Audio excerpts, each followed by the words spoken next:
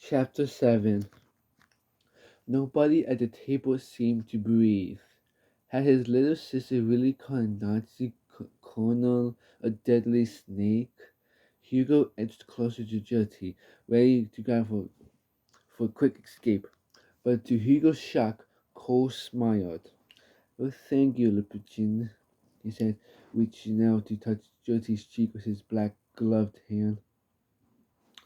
"I am most fascinated by snakes."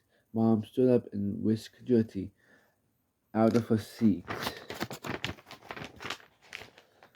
"Poor baby is exhausted," she said with a nervous smile. In a flash, they disappeared from the dining room. Cole stood there for a moment, not seeming to mind the nervous silence. "I look forward to seeing you all again," he said finally, and with a bow, he turned and walked back to where his men were waiting. Everyone at the table seemed to exhale with relief as the Nazis left the dining room. "Such an odd man," Miss Crowther said, reaching for a drink of water. What on earth is he? What's he doing on at Hindenburg?" demanded Mr. Lenz. Mr. Maverick looked around, alert for eavesdroppers. "I believe Cole is searching for a spy." Marty and Hugo looked at each other with wide eyes. "A spy? Someone stole a top secret document from the Nazis," Mr. Merrick continued. "It contains a list of Nazis living secretly in America, hatching dangerous pilots against the United States. The spy has smuggled this paper onto the Hindenburg so he can take it to the American government." "And how do you know this?" Mr. Lenz said. "I have some important friends," Mr. Merrick said. "That is all I can say." "That spy must be a courageous man," Dad said. "Oh, woman," said Miss Crowther, raising her pointy eyebrows. "Actually, the Nazis do believe the spy is a man," Mr. Merrick said. Dad turned to Mr. Singer. "What do you think?" Mr. Singer looked thoughtful for a moment.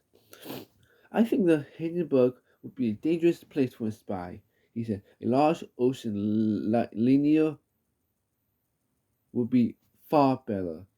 A person can blend in with thousands of passengers and could easily remain hidden." Hugo had to agree. The ship to Africa had been huge and crowded.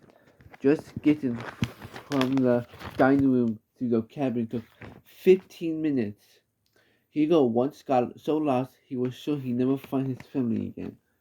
How would a spy get secret papers past the guard at the airport? Mr. Singer asked. Another good point. Hugo thought.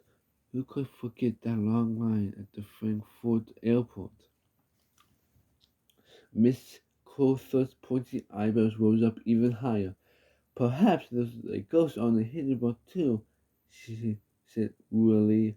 "Or a vampire," chuckled Mr. Lenz. Mr. Merrick frowned. "I don't think this is funny," he said.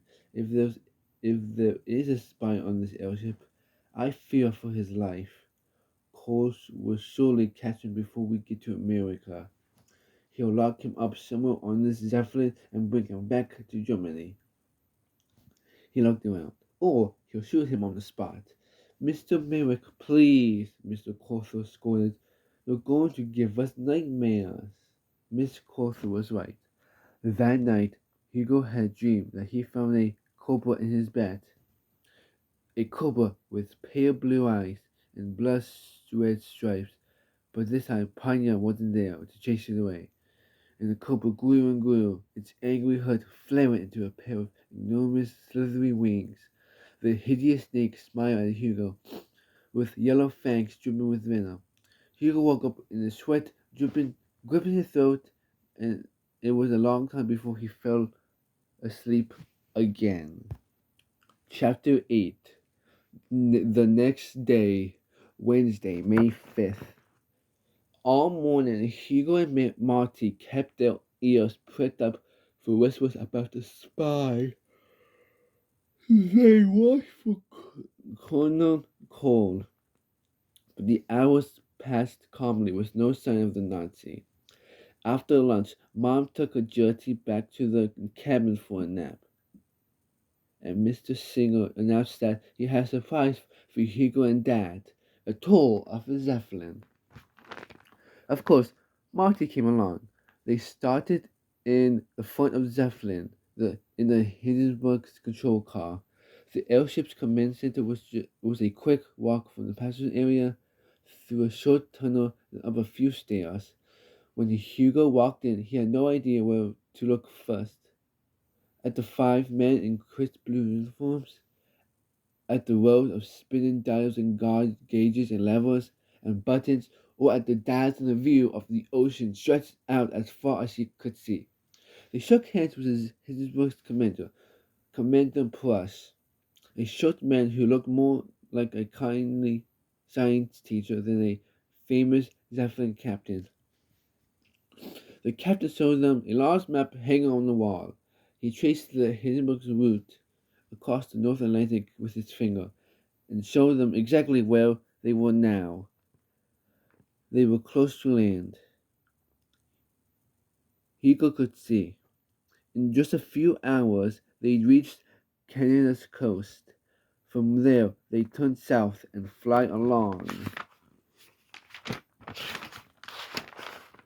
beaches of New England, over New York City, and finally to the Hindenburg's American airfield in Lakehurst, New Jersey. Hugo realized that the voyage was nearly over. Tomorrow morning they'd be landing in he'd be should tomorrow morning they'd be landing. He should have felt happy that they were almost back in New York, but part of him didn't want this journey to end. Maybe Monty was right, and there was something magical about the Hindenburg. It was almost as though the Zeppelin had transported them to another universe. One where Gertie was well and Mom and Dad were happy. But what about Monty? Would he never see her again? They said they. They said goodbye to Captain Plush and the others head, and headed back to the passenger area. But the tour wasn't over. Now Mr. Singer led them down a hallway to a door that was guarded by a young member of the Hindenburg's crew. The man greeted Mr. Singer with a smile and stepped aside to let them through. Passengers aren't allowed into this part of the airship of their own, Mr. Singer said, as he climbed up into the Zeppelin's enormous main body. Hugo had a feeling he'd been swallowed up by a giant animal, with bones and guts made out of bright metal. Thousands of metal beams and girders and wires jutted in every direction, and all around them were huge tin bags. The gas cells filled with hydrogen. They bellowed softly as if they were breathing. If the metal beams were the Hindenburg's bones, these bags of gas were his lungs.